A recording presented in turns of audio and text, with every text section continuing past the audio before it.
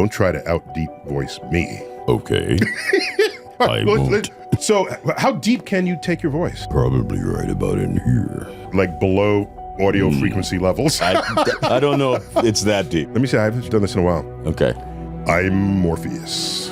No. I'm Morpheus. Why can't I be Morpheus? Because you're not. Because I am.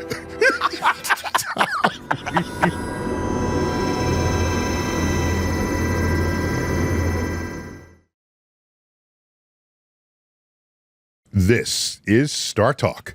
Neil deGrasse Tyson here, your personal astrophysicist. And today, we are joining a one-on-one exclusive conversation with someone whom I'm proud to call my friend, Laurence Fishburne. Laurence. Neil. How are you, man? Welcome. Thank you. This is so great. Thank you for having me, man. Oh, my God. I'm so excited to be here. This is your first time back at the Hayden Planetarium? I haven't been to the Hayden Planetarium since I was a boy, probably. Oh, my God. Walked by many times. But yeah, because when I was a boy, I came by and it was like, I'm doing this for life. Yes, exactly. Yeah. I wanted to live here, too, but I wasn't that good in science. Right. I liked it, but I wasn't that good. Wait a minute, you told me your mama taught science. My mama was a science teacher. Okay, so then how'd that square out? Well, I found this other little thing that I was good at. Oh, this little thing. You know, that little acting thing, the little play acting thing. And it kind of worked out for me, so. You know, kind of worked out. Kind of worked out, yeah. So I just look at your catalog. Yeah. Oh, my gosh. It's not just deep, but it's broad. And Thank you. I'm looking at it and I'm saying, if I were an actor, that's kind of how I'd want to be. Oh, man, thanks. Because as an actor, you act this way and act that way and act this other way. Yeah. And if you're always doing the same thing, that's not acting. It's not as much fun. I mean, it's fun for some people. Some people, like, they do the thing. They find the thing. It works for them. find They the do niche. that. Yeah. It's cool. For me, I'm a kind of a curious person. Yeah. So I'm interested in stuff that I don't know and learning about stuff that I don't know. So, by the way, that curiosity most of us lose in childhood. And as an adult, you get comfortable. yeah, sure. Yeah. But as an actor, it's good to have that kind of curiosity because you never know what kind of part you're going to play. Right. If you're looking for something different every time, like I am. Plus, you want people to, if you're not always in control of what role is offered. Exactly. And you want to at least give the options. Yes. To those. And you want to keep learning. I mean, I want to keep learning. So my curiosity has just drove me to I'm just looking at this. How many people know you were in Apocalypse Now? A few people. Okay. I'd say a few people know Okay. that. You had a bit role in Apocalypse Now. I was one of the 4 guys on a boat heading upriver with Martin Sheen to go and assassinate Marlon Brando's character. Right. You were one of the young soldiers. I was a young sailor on this boat. Sailor on the boat. Yeah. And I remember you I don't know if you confided in me, whatever. Yeah. It's a little late now, that you were like underage at the time. How old were you? Yeah, so I auditioned for the movie. I was 14 years old. I got the part. They asked me how old I was in the interview. I lied and said I was 16.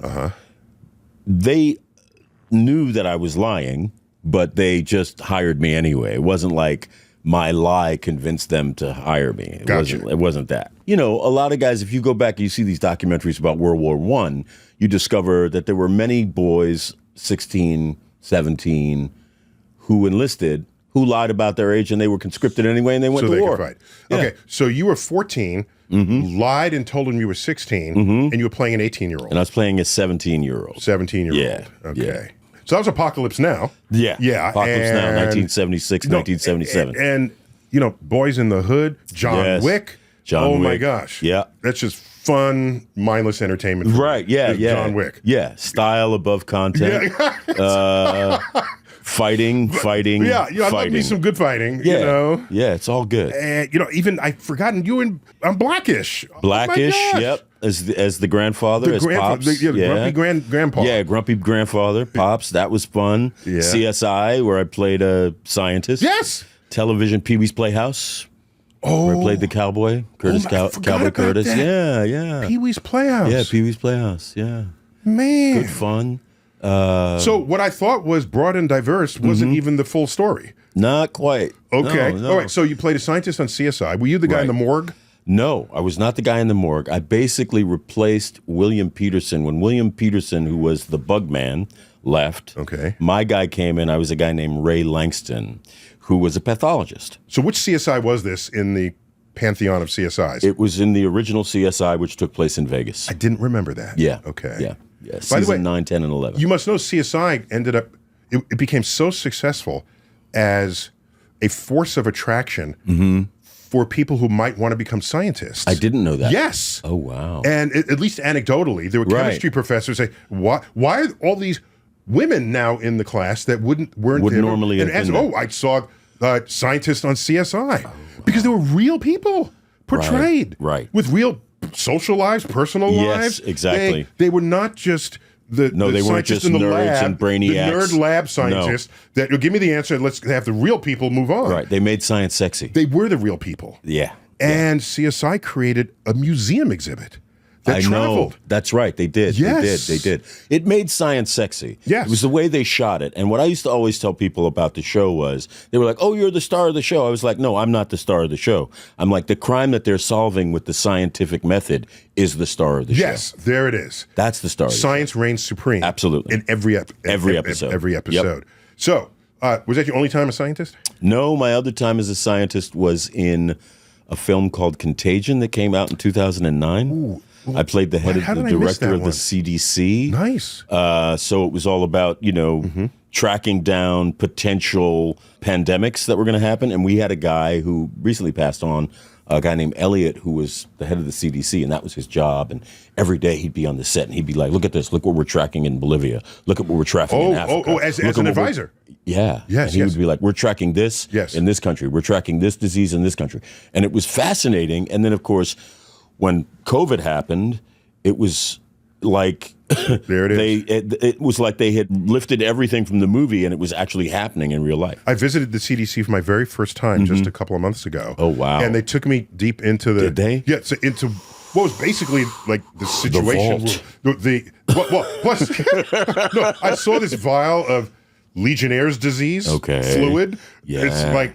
it's like this is they study this. And so I went into the room, and as an astro person, the only analog I have to this is mission control.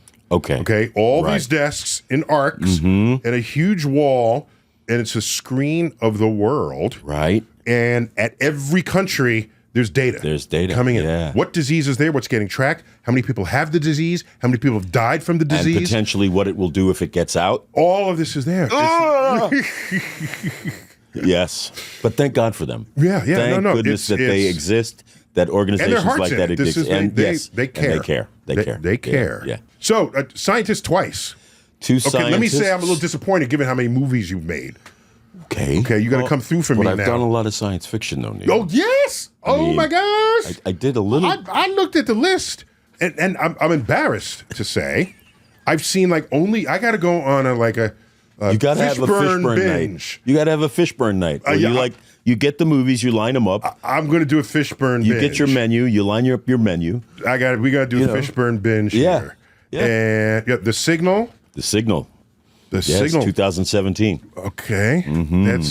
That was a great one. I played not quite a scientist in that, but a guy in a hazmat suit. Okay. So it kind of qualifies. Event Horizon. Search and Rescue. Passengers. Contagion. The Colony. Oh, man. Ooh. Predators? What was that? Predators was part of the Predator franchise. Okay. So it was... That wasn't Predator 3, was it? No. It was like 4 or something. Okay. Basically, the premise was the Predator collected a group of really, really bad human beings and dropped them on this planet, which is basically the Predator's hunting ground. So it's like a convict, so they a serial selected them killer. to be bad already. They just selected them to be bad. None of us would miss them, I guess. Exactly. Okay. And this is where the Predators go to practice their hunting. Wow. It was Adrian Brody, myself, Mahershala Ali, Alicia Braga, Topher. That would have been Grace. early for Mahershala Ali, right? Yeah, it was. It was I've early. loved everything he's in. It was early for Mahershala, myself, Walton Goggins, and of course Danny Trejo. It's a pretty cool movie. I got to say. Put it back on my list. Yeah, Predators. All right. Fantastic Four. I didn't know Fantastic Four. I voiced No, the you Silver weren't. Surfer. Oh my god. Yeah. Okay. Yeah. And then, of course, this little thing I did called The Matrix. The This little, freaking Matrix. that little movie. You know. The Matrix. Yeah. You know. I don't know who saw that. I can't even movie. look at my notes anymore because you just distracted me. The Matrix. That's my Matrix. single favorite movie of all time. Really? Yes. I don't know if you're ready to see what I want to show you, Neil, but Don't try to out deep voice me. okay. I won't. Let's try it. Okay. Okay. I want to hear you do as best you can. Yeah. This is Star Talk. Okay. This is StarTalk. No, you're trying too hard there. Oh, It's gotta you come don't just out try? of you. You need it. That wasn't naturalistic? No, you were forcing that. Let me. This is StarTalk. I'm Morpheus. No. I'm Morpheus. Why can't I be Morpheus? Because you're not.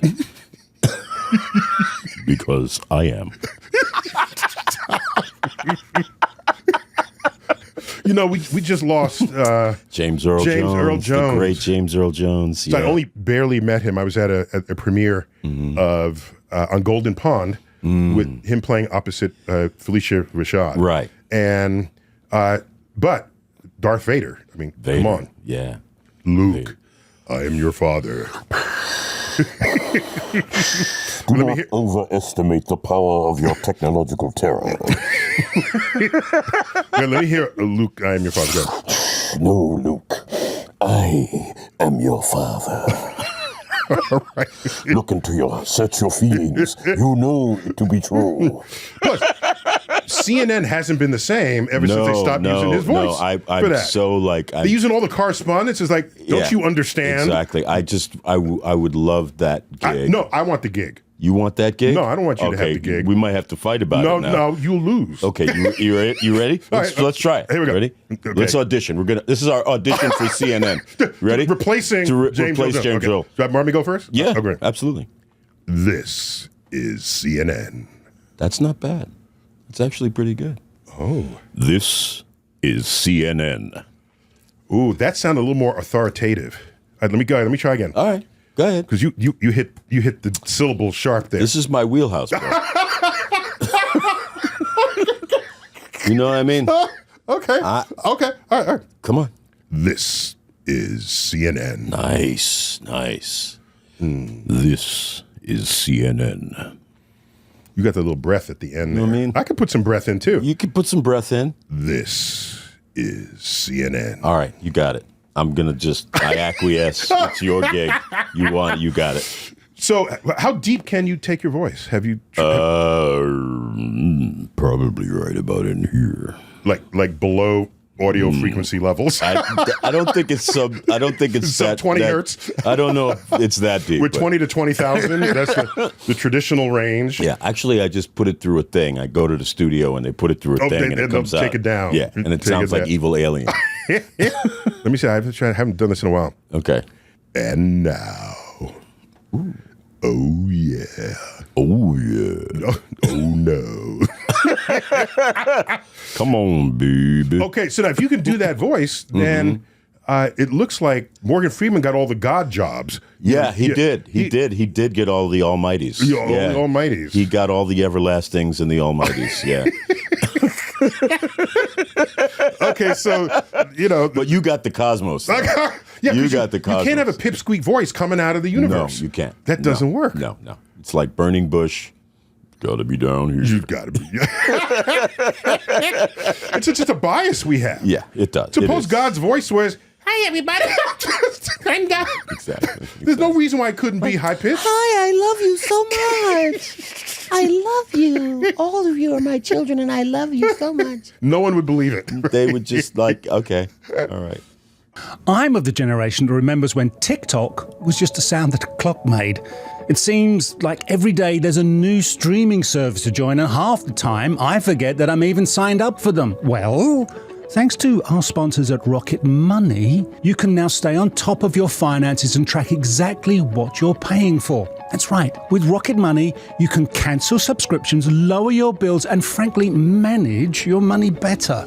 Rocket Money may even be able to help you cancel your unwanted subscriptions with just a few taps. The Rocket Money app and its premium features have helped its customers save over $500 million in cancelled subscriptions, automatically scanning your bills to find savings and even helping to negotiate your bills for you, from internet service to cable and phone bills. To save more and spend less, join the over 5 million members using Rocket Money by visiting rocketmoney.com/StarTalk or by clicking the link in the description to get started for free today.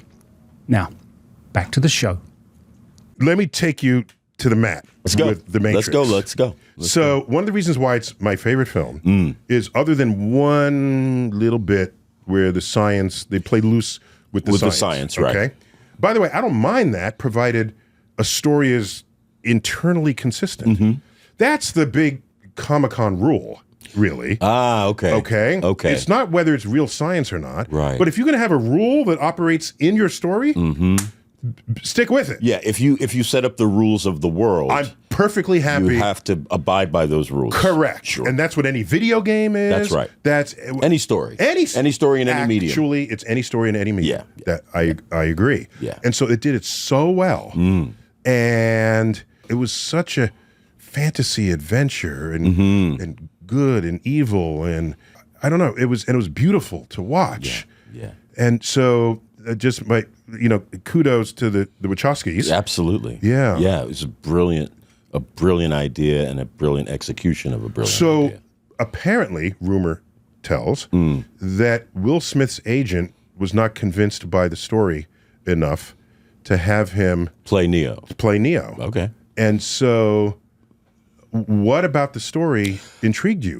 Because moved to Australia for 5 months or whatever. For 2 years, basically. 2 years, yeah. Basically, I mean, we were there for 3 years doing all 3 movies. Okay. Essentially, what drew my interest in it was... So it wasn't too weird for you. So I don't know what this is. I understood it. Oh, so I maybe understood it Will when I Smith's read people it. couldn't... Here's the thing. There was a guy, one of the main producers on it. So obviously, Joel Silver was one of the producers. There's another guy named Lorenzo Bonaventura who was one of the producers, and he was, I think, the guy who was like showing this to the studio executives, to the people who make the decisions. And a lot of the story What do you call is the shirts or the jackets? the suits, the whatever. The suits. So the executives, right? And many of them were. The story is that many of them just didn't get it. They were like, "We don't understand this," and what I've heard is that Lorenzo's response to that was, "Don't worry, no one under 30 understands it anyway." Wow. Right? Okay. So I was 34, 35 or something when I read it, and it was the most original thing I'd ever read. That didn't mean that everyone was going to get it. That didn't mean that everybody was going to understand it.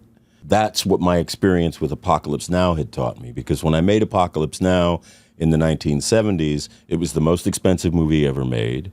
It was the most ambitious movie ever made during that period of time. Marlon Brando was in the movie, and Martin Sheen was in the movie, and it was about the Vietnam War, and it was exciting, and John Milius wrote the screenplay, and all these wonderful elements. But the movie commercially did not do well. It was a critical success, but it was not a commercial success. So I had learned that even though something on the page or as a concept is brilliant, that doesn't mean it's going to translate with an audience, particularly an American audience. One never knows. The American audience It's fickle. is mercurial, man. It's, So I just knew that it was the most original thing that I had ever read, and I understood it, I got it, and I wanted to be a part of it. And the timing just so happened that the way that it all sort of came together, we shot the movie in 1998. The movie came out in 1999. The internet was born in 1998, essentially. Cell phones became a reality in 1999. Just the digital world. The digital world. Descended on everyone. On everyone. And essentially what the story is and why it resonates with everybody all over the planet, and it did at that time, is because it's the old myth told in a digital format. And we were right. So it had at the deep birth- resonance. Yeah, we were right at the birth of the digital age. Okay. And so, But is that rumor true that Will Smith turned it down? I don't know. Okay. I've heard that before, but Yeah, I you've don't heard know. that. I've never really sat down with Will and asked him about it. Yeah, you know. okay. Because when I heard that, I said, how does an actor know what role you should or shouldn't take, Well, it depends on who you are and, what if you're true to your thing yourself, is. it doesn't even matter. You're It just doesn't. true to yourself. Yeah, I mean, it's anybody's guess. Maybe that's the case. I don't know. I've never sat down and asked Will about it. Okay. Can I share with you all my religious observations on it? Yes, please. Okay. Yeah. Catholic, religious Christian Catholic observations. As you are a Catholic. Well, I was You were raised but Catholic, right? Okay. that- Please. Yes. My doubts Yes. descended early. Yeah. Well, a religion rifled with doubt. Yeah, but I'm still fascinated by the fact that there's such a thing as religion in the world and billions of people that practice it, right? Yeah. That intrigues me as an educator. Right, Because right. something is attracting them. What is it and why? And you're this religion over here because that was the religion of your parents. Right. And you're sure your religion is the one true religion in the world. But so are these people, are just as sure as you are. Everyone. And will go to war on that. Historically, a Yes, fact. historically, correct. Yes. So that's why religion intrigues me. So in the Matrix, first, Neo, that's an anagram of The one. the one. You had to dip your head at the one. The one. You can't non-act that No. expression of the one. The one. So that's the one. Right. All right. He's the savior. Right. All right. So now watch. There are Christ. Yeah. Okay. So now Buddha. watch. Early in the film, he wakes up from his Right. and there's someone knocking at the door, and apparently he hacked something for them, Right. and is about to give them. And so he says, "Wait a minute." And he goes back, rummages through a thing, Right. gives him a disc, Thing. Right. and the guy says, "Thanks." Okay, you're my savior. You're my regular Yeah. Jesus Christ. Yeah. You're my That's- own personal Jesus Christ. That's a script line. That's right there. Okay. Yeah, it's right there. Right there. Okay. But let's not stop there. All right. So we keep going. There's the part where he gets brought into the Nebuchadnezzar for the first time. So he's still wrapped and looking around. And there's Joe Pants. Joey Pants. Yeah, Joey Pants, yeah. Pantaleano. Pantaleano. And he's there and he's just looking. And then that character, Cypher, is startled. And he says, "Oh, you scared the bejesus out of me." Yep, that's two. Okay, so hang on. Yeah, that's two, yeah. Oh, hang on. Yeah. Who betrays the group? Cypher. Cypher. Yes. He betrays. He's the Judas. Who? He's Judas. Yeah, he's the Judas. Yeah. He's Judas. Yeah. After the bejesus was scared out. Yeah. Yeah. He doesn't have Jesus in He him. doesn't have Jesus in him. Okay. No. All right. Well, let me keep going. Keep going. Okay. If you can. Because you think you know the movie better than I do. And you might. I don't know. You might. Let's go. Here's the difference. Let's go. It's my favorite movie, and you've made 100 movies. Right. So. Right. So. Okay. Okay. All right. All right. So then everyone sort of decides that he's the one. He's the one. Right. When he's like pulling Trinity up from yes, the helicopter yeah. as it comes. Yeah. He is the one. I told you he is the one. He is the one. Do you believe it now, Trinity? That was good. I don't know what it means to compliment you on exactly imitating what you were paid to do in a movie. And I would say, hey, you should be that character. But Too late. Already been done. no, but the weird thing is, you're not imitating that character. You were that character. Yes. Yeah. Even that. Yes. Yes. Yes. Yes. So let's fast forward towards the end. Mm-hmm. He gets shot point blank Right. by Smith. Yes. Yes. Right. Yes. Then he drops. Drops. He keeps firing into him. Yes. Okay? Look, just, all right. Do you know how many bullets he put in him? I don't. You don't. I don't. I will tell you. Tell me. Okay? It requires a little bit extrapolation. Okay. Okay? Okay. The bullets you see, it's like 4 bullets point blank to the chest. Okay. At that point, we go back to the Nebuchadnezzar, and you see his body, yes. responding. Right. Okay? But what if you track the rate that bullets are being fired Yeah. and continue them into that scene, then we come out of the scene, and there's a few more bullets that you observe. Right. That's 14 bullets. Okay. Okay? Okay. there are 14 stations of the cross I didn't in know a that. Catholic church. I didn't know that. Now, for non-Catholics out there, in every church, Catholic church, typically in the pillars that surround the main open area from the side areas, mounted facing inward, are 14 drawings, paintings, relief maps of the 14. They're called stages of the cross. Got it. Okay. Yeah. And they're key moments in Jesus' life. And it's an early movie, really. Oh, the word movie doesn't even exist. Exactly. Right? But a sequence. But it's visual. It's a visual sequencing. Representation. Okay. Okay. And it's all of it. And it's he's tried under Pontius Pilate. He carries the cross. He's put up on the cross. He dies on the cross. Oh, yeah, yeah, got it. So it's all that. You can look it up on any, you 14 can find stages them. of the cross. Yes. 14 bullets. Now. Interesting. And he dies. Right.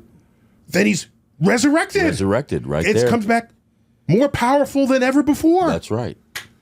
Is that not Jesus? That's Jesus all time. Joining the side of God. That's Jesus all day. All day. Yeah. All day, all night. Day. So who's Trinity? Well, okay, so we got it like... In the Catholic... That would have to be Mary Magdalene. Okay. But I'm thinking... Let me not go that far. She does take him to a sex club. That's where they meet. At the sex club. Was that a sex club? That's a sex club. No. Yes. They were just dancing. No, it's a sex club. If you look behind and you're looking deep in the background, they didn't allow them to show all of that, but it's a sex club. Really? Mm-hmm. Okay. Mm-hmm. Mary Magdalene, right there. And who's Morpheus? In the Christ mythology. I know. I'm trying to... He's the Baptist. John the Baptist? He's John the Baptist. Oh, because John the Baptist knows Jesus is coming. Yes, he knows who he is. And sets everything up. And he's been looking for him. He's been looking for him. And when he meets him, he goes, I'm supposed to be baptized by you. So that's who Morpheus is in the Christ mythology. In the Christ. But there's also mythology, Greek mythology. Tell me. There's, Morpheus is the Lord of Dream. He's the god of dream.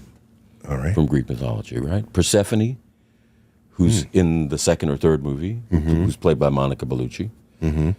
The Oracle is Greek. Yes, that's an actual oracle. The Oracle is Greek. Yeah. Right? Too bad we lost her before the second film. Yeah. She was really a strong character. Niobe.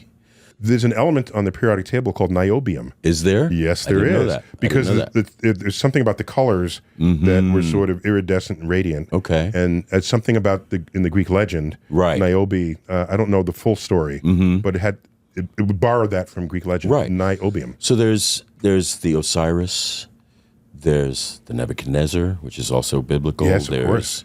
It's also the size of a very large bottle of wine. Nebuchadnezzar. Nebuchadnezzar. You tend to find it only in Champagne because that's when it's kingly. a party. It's kingly. Yeah, it's kingly. It's a party for 30 people. 30 people. And you just lean the bottle forward. Okay. Nebuchadnezzar. Is the size of a bottle of wine. So there's the Gnosis, there's the Osiris. Okay, so Persephone. I don't want to say mashup because that might undersell it. It's drawing from all these traditions. It draws from Western tradition, spiritually, religiously, and Eastern tradition, spiritually, and philosophically as well. Especially. Yeah. Because scenes are not just simple scenes. You have to think about them. No. Exactly. What's going on here and why? Right. Like when I saw the film for the first time, I had forgotten about all of that because we had to train so hard to get the physical stuff right. Oh, yeah. That I forgot about all of the philosophy and all of the sort of religious But you come in and tenets film your scene and go back to the trailer. It's not that simple. It's not that simple. It was a year of work, but so much of it was physical, and we had to work so hard to do that that I really forgot about the stuff that's in the dialogue. Like my favorite stuff is in that first encounter I have with him, and I'm asking him, "Do you know why you're here?" You didn't say that right. Do you know why you're here? See, and this is what has brought you to me. And that whole thing about, do you know what the Matrix is? And I go, it's all around us. You can feel it when you go to church and all that stuff. Yeah. That's my favorite stuff because it's It's really cryptic, and it's really And scary. ethereal. And very And scary. you have to deliver it that way. Otherwise, it's just a line. Yeah, it's just a line. But, Yeah, you have to live that's some of inside my, that and I line. had forgotten about all that stuff that's in it, and Okay. even the stuff with like Joe Pants and the agents when he's talking to them, and he's having the dinner, Oh, yes. he's having his steak. That's almost ASMR. Yeah. Okay, because he's eating the steak and he puts the And he's eating it, and he's like, "I know this steak isn't real, but my mind and I don't care." is telling me it's real. Okay, so we have a deal. Oh yeah. And I don't want to remember nothing, nothing. You All put me that back stuff in my is- body. Right. All that stuff is just, it's fantastic. Yeah. Every so that's the religious line through it, and no one doesn't love the idea of a savior. I mean, this is That's right.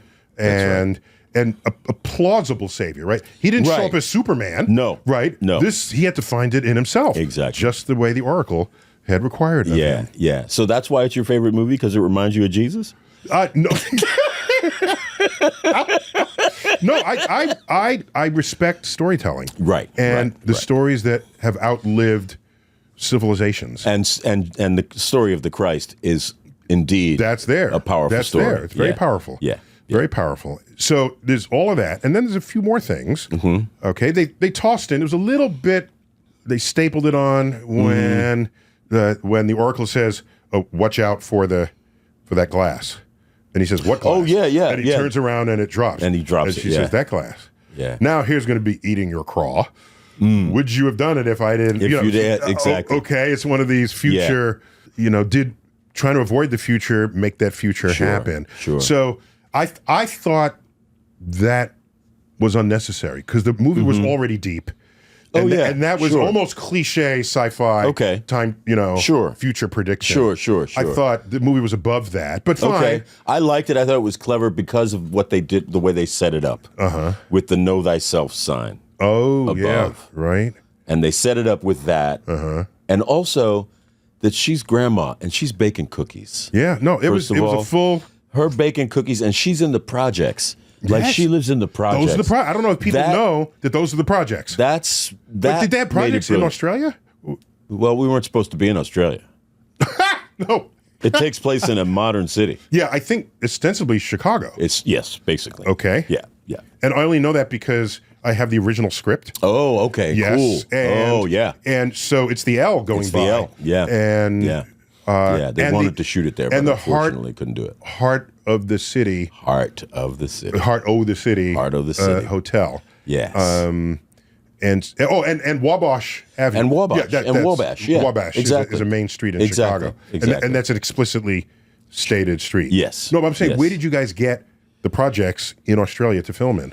Oh, there was all location. It wasn't location. That wasn't a location. That was a soundstage. Oh, just set that up. Yeah. Okay, very well done. Yeah. That felt like the project. It did. Okay, It did. 'cause I grew up in projects, and that Yeah, it felt mine were like the middle income projects, so Yeah. there were fewer junkies. Yeah. No, but it felt like the projects. I mean, it really did. Yeah, it did. Yeah. They got that. Yeah, they got it right. And a couple of things. By What the did you way, think about the spoon? I'm getting there. That's my Oh, next thing. sorry. Sorry. So I give a public talk, one of which you attended. Yeah. I think you attended it. One of them is called "An Astrophysicist Goes to the Movies," Yes. and Yes. I show clips. Yeah. And then I analyze the clip. Yeah. Okay. And The Matrix has a dozen clips.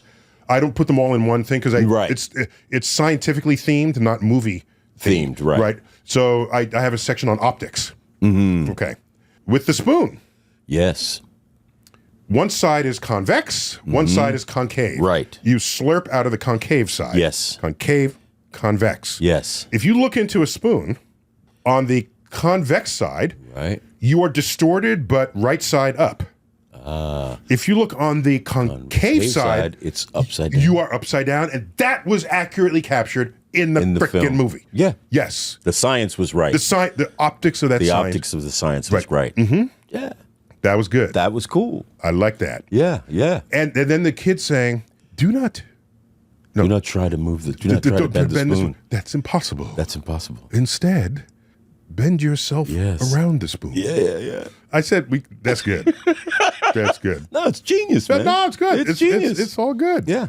Now, here's another thing. I let it go because everyone does it, but I'm telling you that in almost every movie where they show people crazily brilliant, Yeah. okay? Like, that's the point of the movie. Right. Because they're brilliant. Right. Like Phenomenon, for example, with John Travolta. John Travolta. Right. He was Which hit by... I've never seen that film. Okay, so it's worth, It's worth Saturday taking a look at. afternoon if Okay. you're at home. Cool. He gets hit by lightning, and he was just a regular guy. Right. Even partly mocked for not being smart. Oh, and then he wakes up and he's... Yeah, well, after he's hit by lightning, and Robert Duvall is in that as the person studying his new abilities. Oh, okay. Anyhow, the point is, he says, name me 10 mammals or something. You want it in alphabetical order? And then he goes through the whole alphabet. Right. All right? So, yes, a really brilliant, smart person would do that. Right. I don't have a problem with that. But in almost all these cases, they start moving stuff with their minds. With their minds. Yes. And it's like, there's no evidence that smart people can move stuff. You just figure things out faster or better. Okay. Right. I'll give you that. But you start moving things. Right. And then there was Lucy. Did you see Lucy? I remember You had to Lucy. see Lucy. Yeah, I saw Lucy. Okay, Morgan Freeman was in It's that. fun. It's fun. Yeah. Yeah. And she starts using more of her mind, changes her hair color as she's walking down the street. Right. Stops bullets. You got to be in the Matrix to stop bullets. Right. Come on now. Exactly. Yeah. So anyhow, so the hopefuls who were waiting in line to see the oracle. Potentials. Yeah, the potentials. Yeah. So they were doing things. Yeah, the one kid was moving the blocks. The and all blocks in the thing. air. Yeah. So okay, fine. All right. It's fine. It's a nice visual. It's kind of cool. Also, the Oracle is establishing that Trinity is in love with him. Right. And he's oblivious to that. Okay. I was kind of oblivious to that too. I mean, I'm just, guys are just generally stupid, about these things. So, and she says, you're not too smart either. Not too bright. Not too bright. I don't wonder what she sees in you. Who? Not too bright either. Huh? Yeah, it's great. It's really cool. Yeah. Because given the choice, you'll have Morpheus in one hand and Trinity in the other. And, so I think it was brilliantly acted by Keanu Reeves, where he's in the car and they're driving, and he said, good sushi. I used to have noodles. I used to eat noodles there. I used to eat there. Good noodles. Really good noodles. Really good noodles. Yeah. And he says, none of that's real? And I'm inside of him feeling this. He goes, I can't go back, can I? Right. This is... He's like, even if you could, would you want to? Yeah. I mean, that was one of the hardest choices because so many of us... I mean, that's another thing. Forget all the religious, mythological sentiment. Right. It's, what do you value more? Cypher said, put me back in my body. Right. I don't want... I don't want to know anything. I don't want to know anything. But... I'm a scientist and I'm curious. I'd kind of rather know the truth. Right. Because there's some chance, some hope that you can do something about the truth.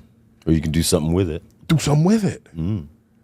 If it's all just a delusion, I don't know that I want that to be my life. Exactly. Let me tell you my one issue. Right. I only have one. The only one thing that scientifically just rubs you the wrong way. Rubs me the wrong way, and the rest of the movie was so brilliantly done, I'm giving it a hall pass. My man.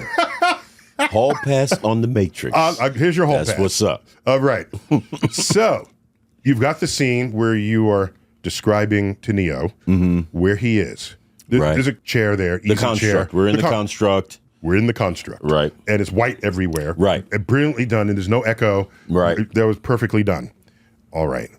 You describe to him that the machines are using humans as batteries. As batteries. As a power source. As a power source.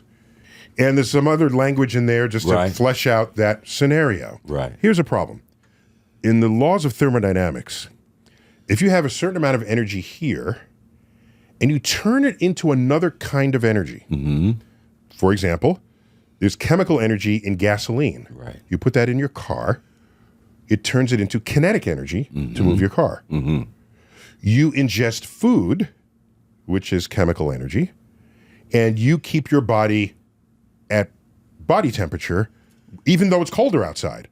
When you're comfortable 72 degrees, your body is still maintaining 98 degrees. Inside. If you put anything outside at 98 degrees, it'll go down to 72 degrees.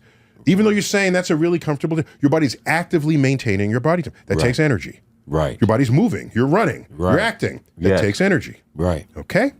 It turns out, anytime you convert energy from one form to another, you don't get 100% of it. You don't get 100%. No, you get like, at best, 90%. Your car, I forgot the numbers, the efficiency's grown over the years. Car might get 30% of the energy of the gas to have you move forward. Got it. You know where the rest goes? Into heat. That's why the engine gets hot Got it. of a combustion engine car. Okay. We just take it for granted. Of course it's going to get hot. Wait a minute, that's energy I wanted to use to go forward. That's miles per gallon wasted as heat. That's what happens when you convert from one form of energy to another form of energy. Okay. Okay? So now, the laws of thermodynamics dictate that it's not 100%, you don't get 100% of your energy. All right. Here are the machines using humans as a form of energy. I can tell you how much energy we radiate, okay? We, depending on how big you are, all right, if you're exercising or not in that moment, typically between 80 and 100 watts, Okay. okay? Okay. 80 or 100 watt light bulb, that's how much, that's what we are. The human- So you used a battery, and that's fine, rather than a bulb. Yeah. The same idea. Yeah. Same idea. That's not Yeah. what matters here. Right. Okay? We are an energy source for the machines. They're tapping our 100 watts. Okay? Yes. Fine. Where do we get our 100 watts from? They're feeding us. They're feeding us. They're feeding us. Right. Whatever they're feeding us, feed themselves with that.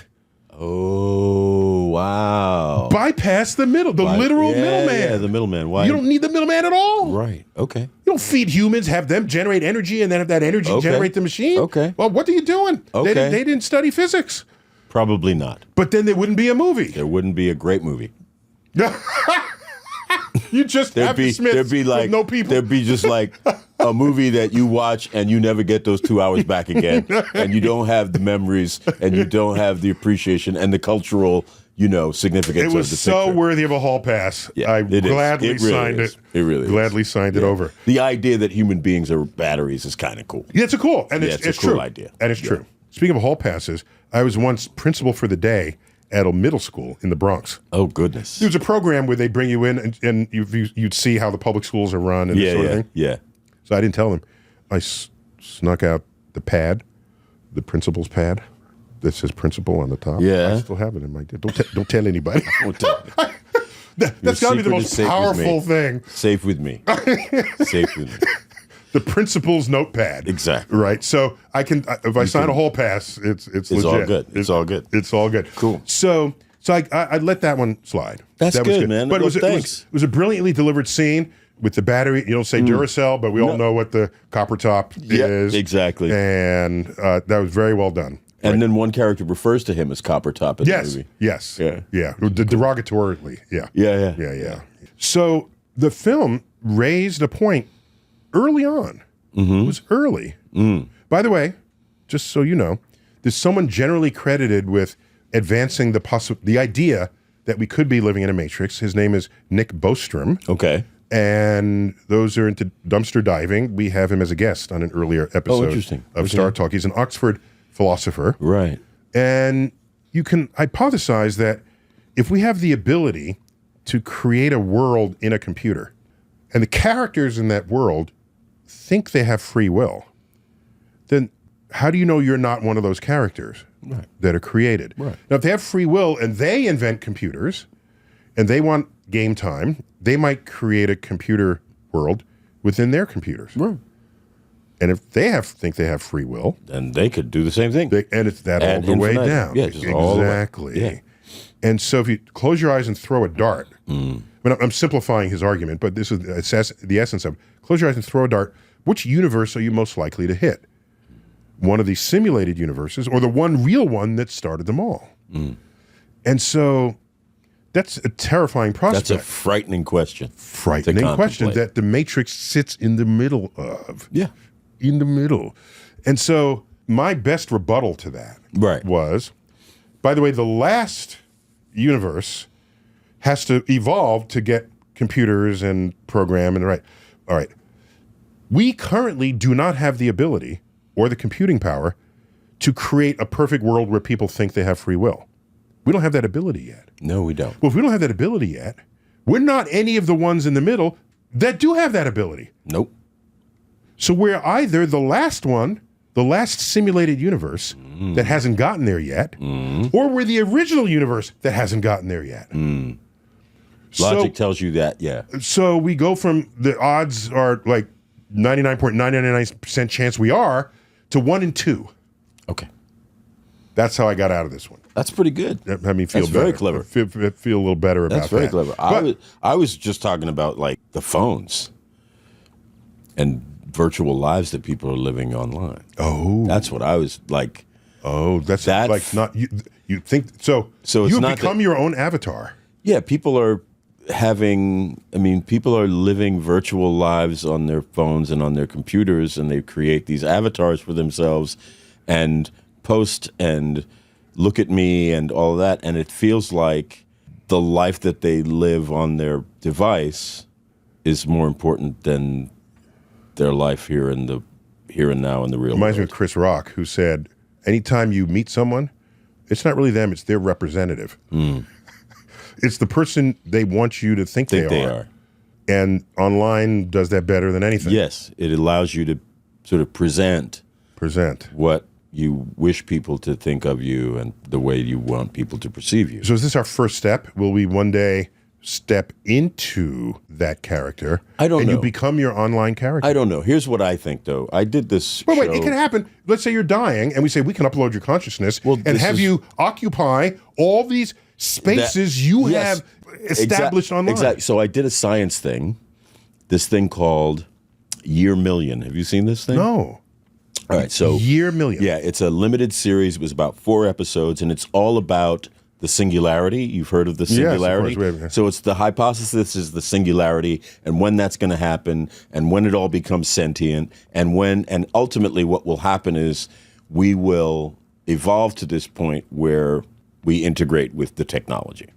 Okay. And that thing you just described about being able to upload your consciousness right. into a matrix Yes. is kind of, but it's, That'll happen way sooner than It's- the year million.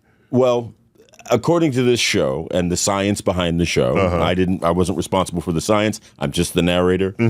The singularity, this event, is not as close as we think, and it's not as far as we think either. Okay. All right.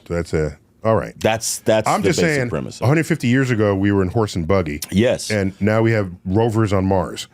Okay. Right. So, but what's happening here is what's Yeah, important, yeah, all right. not what's happening out there. Because I mean, even to get out there, we don't have the infrastructure to do that yet, no, not yet. and that's going to take a long time to figure that out. Wait, so straighten me out. The Matrix was when you're not in reality. Got it. Yes. Okay. So when you're in the Matrix, most people, as they say, you take out her garbage. Garbage. Yeah, you go to church. You go to church. You go to work. You go to work. Yeah. And But you can feel it. yes. So who in the movie are only the hackers the one who felt it? The ones with great computing power? No. Would everyone have felt it? I would like to think that everyone felt it, but not everyone paid attention. In other words, most people chose to ignore the feeling. Okay. And then there were certain people who couldn't ignore the feeling. There it is. Because I wake up and I have these feelings. Uh-oh.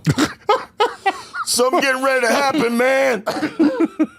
No. So I wonder more often than I should.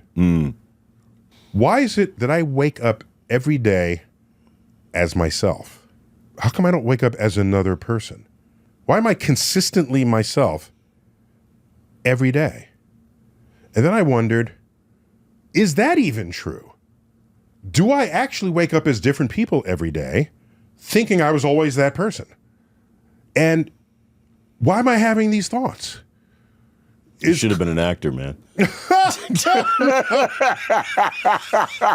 Because then that wouldn't bother you. You could just wake up and you wake up and be whoever you wanted to be that day. I saw your one-man show. I feel like Tiny Tim today. I know. I saw your one-man show downtown at the Perlman Center. Yeah, thank you. And it was a series of skits, and you were completely different characters in every skit. The different characters, the different tonalities, Sure. different body gestures. Sure, yeah. Yeah, acting is not just did you deliver the line right. No. Did your body participate in the delivering of the line? It's it's the storytelling thing, it's the characterization thing, it's the physicality thing. But essentially, that show was the thing I've been working on forever and ever. And just congratulations on that. Thank you. And it's just those 5 characters that I do plus myself as an adult and as a child and as a younger man and all that. But thank you for coming to see it. Yeah, no, that was good. It was good. It was beautiful. So, there's so many great actors where you part the curtains, and somewhere in there, they've done Shakespeare. Yes. Right? And you were Othello. Yes, I did Shakespeare. I did Othello on screen with Kenneth Branagh. Oh. Yeah, he's a big Shakespeare guy. He's a great Shakespeare actor. Yeah. And Irene Jacob. Yeah, back in 1995. Yeah, okay. The street cred, Shakespeare cred. I got a little shake. I can shake it up a little bit. Yeah.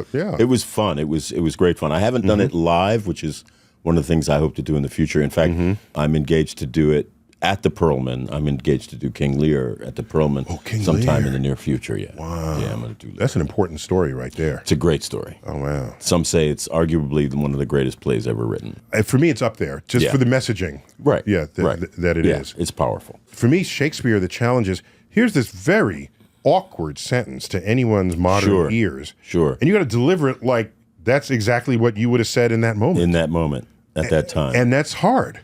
Well, he's a better poet than we will ever be actors. Ooh. So wait, pause. I gotta. Okay. I have to credit. I have to credit. I have to catch up with that sentence. I just have to credit that with Kenneth Branagh. Kenneth Branagh said that to me when we were doing Othello. Okay. He said, "Shakespeare is a better poet than we will ever be actors." It gave me something to take comfort in, and it allowed me to relax, and not try like. I'm never going to be as great an actor as Shakespeare was a writer.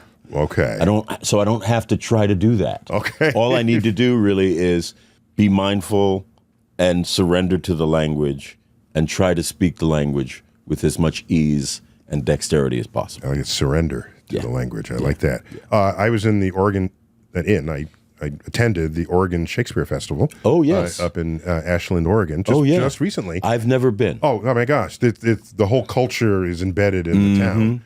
And I saw Coriolanus for the very first time. Oh, I just saw it in London with David Oyelowo. Oh yeah, okay. Yeah. It's one of the most violent things ever written. Oh, yeah. Okay, except their version, now this sounds like, they're just trying to be woke. Yeah, okay. Okay? Their version was played by women and non-binary actors. Wonderful. But all women. Yeah, okay? Okay. And you say, well, why are they doing that? What's the point of that? Here's why. When you see guys being violent, you say, they're just guys being violent. Right. You see a woman threatening to slit someone's throat. Our acculturalization says that's especially violent. Because women don't go running around threatening each other with knives and swords, and it's not a thing in our culture and in our literature. When you see women doing it, it brought the violence to a whole other level that I think I would have missed. Otherwise, if it was just unless you were in a woman's prison. Unless in a woman's prison. Okay, you say that like you've been. I haven't, but I'm assuming. No, okay. Yeah, no. So it was it took me to, now it just took 5 minutes to adjust to it, but then it's like every act of violence was more violent because of that. So people just exploring ways to get out of a story things that you wouldn't otherwise know. Right. What's this with you and the American Academy of Arts I and was Sciences? made a member of the American Academy of Arts and Sciences last year. Well, congratulations. Thank you. I was so honored. I was so surprised. My friend David Anderson, who is a scientist, who's in Pasadena, California, nominated me, and then... That was a dig, because I didn't... Because you didn't. Because my friend Neil deGrasse Tyson didn't. And then my other friend, So was that a dig? I don't know. Francis Ford Coppola, was Francis the other Ford? person who seconded my nomination. So of course you'd know him because he directed. He directed Apocalypse Now and Rumblefish and Cotton Club and One from the Heart. And These are all your movies you're in. right. Okay. I was in One from the Heart, but I got cut out of it. Thank God, I was mercifully cut out of it. And then a movie called Gardens of Stone, which is the only time I ever worked with James Earl Jones, the late great James Earl Jones. And then most recently, Megalopolis. Oh, that's on my list. Yeah, Yeah, I've seen previews. which is beautiful. Yeah, I've seen previews. It's really beautiful. So I sort of know Coppola. Oh, yeah. Francis Ford. We met a couple of times, just overlapping paths, and his film, The Conversation, is second, just below The Matrix, as to my Unbelievable. favorite. That's wow. It's a very tight, brilliant story, But really The Conversation. cerebral And also. cerebral. Yes, I'm Really there. cerebral, Plus, I and identify also- with the main character who is himself geeky and a little socially awkward. Socially awkward, but also in a world of his own. Yes. And very, very much isolated. Yes, that's what part of, back then, when you were geeky, you were isolated in your geekdom. Right, Now we all right. found each other at Comic-Con, but back then, Right. that was not how it But happened. then he also has this reach, this power that allows him to sort of enter into other people's worlds and their lives as That's well. a way to say that. I hadn't That's thought about really it that way. interesting. Yeah. Okay, Plus, cool. he came to one of my public talks and he gifted Did me he? one of his wines. Oh, yeah. I think beautiful. he acquired the Inglenook Vineyards and then became Coppola Well, and he's done some other things. yeah, Might have Coppola sold it Niebaum. since then. Niebaum, Yeah. Niebaum. Yeah. So I had a little overlap with him, but No, otherwise. he's an incredible man, and Nominated you. He nominated me for the American Academy, Mm-hmm. but he's really the guy that's responsible for me becoming the kind of artist that I am. Wow. My exposure, the things that he exposed me to, and the way in which he trained me, and the way in which I worked with him, is really kind of how I've managed to do what I do. So let me tell people how we first met. Yeah, Okay. yeah, I'm yeah. filming Cosmos in the desert in New Mexico, which has a lot of tax incentives. Tax incentives for movies. So there's a Right. whole movie industry. and sci-fi lore, kind of hovering in the realm of culture. Am I not allowed to say that? Did I say something? I'm sorry, but am I not allowed to talk Did about? you visit Area 51 while I you were did there? not. Well, then who are you to talk about? I'm just I saying. visited Area 51. I'm just saying it's lore. It's like I in the visited culture. Area 51. Well, I did a story about it on History's Greatest Mysteries, I'll have you know. Matter of fact, 2 episodes were dedicated to Area 51. Okay. And the Roswell incident. Yeah, all right. Well, if you visit Roswell, Yeah. the lamp posts have green alien lampshades on them. Oh, no. Alien heads. Oh, that's so tiki. Once you go there, there's no turning back. It's so kitsch. It's built into the economy of the Gotta city. go. Gotta go You got to now. keep pumping So that. back to the real story. Oh, sorry. So I'm there, and our cinematographer is Bill Pope. Bill Pope. And I say, Bill, what other work have you done? Oh, well, I filmed The Matrix. It was like, can I touch you? Right. And right. so I couldn't stop talking about The Matrix with him. Sure. Then I was wondering, can I get to do that in the Cosmos? What can he do? Little bullet time in the Hey, Cosmos. do some bullet time. Surely you got something up your Right, sleeve right. where I can do something cool. Right. But then I'd learned, I'd forgotten how, that you were filming The Signal. The Signal not too far in the nearby city. Yeah, in Albuquerque. In Albuquerque, yes, because I was outside of town and near Santa Fe. And the point is, what was it? But then I forgot, then I connected with you. Bill Pope connected us somehow. Okay, but I brought you back. Yeah. And then you hadn't seen him in a while. I hadn't seen him in years. Yeah. Years. So there was like time out on the set of Cosmos. Yep. And the 3 of us just boogied down for a bit. Yeah, that was fun. And there was a beautiful sort of rainstorm that was approaching the studio where you guys were shooting. Yeah, what's fun is because you have vistas to the horizon, you see the rainstorm kick up the dust. we could see it coming. Yes. And it was like something out of a movie. And then you see the coloration of the sky, the pinks and the blues. Then you're Yes. reminded, this is where Georgia O'Keeffe, where do you think she got her colors from? Exactly. It was her life, her fantastic. Yeah. her skies. Yeah. So, yeah, and I'm delighted that we've been friends since then. Me too, man. Because again, I've always been interested in science. and astronomy and the future and what it's going to look like, and obviously science fiction. Yes, clearly. Yes. So to have befriended you and to learn so much stuff from you, you know, even when we're not sitting down, like just the fact that you came back with Cosmos, because I watched Cosmos as a child with Sagan. Carl Sagan. Right? Yeah. We both watched that as children. Yeah. It was so inspiring to think of not just the world, but the cosmos in that larger sense. What it did was it wasn't just a separate subject that you study and then return back to your home base. It folded it in to not only your knowledge base, but your state of mind. Yes, exactly. Yeah. Exactly. It opened your mind to the possibilities. In a way that you can't even think of that series as a documentary. We need a different word for it because it's, absolutely right. Because a documentary. Well, let me sit down and let me watch this documentary. When I come up with the word, I'll let you know. Please.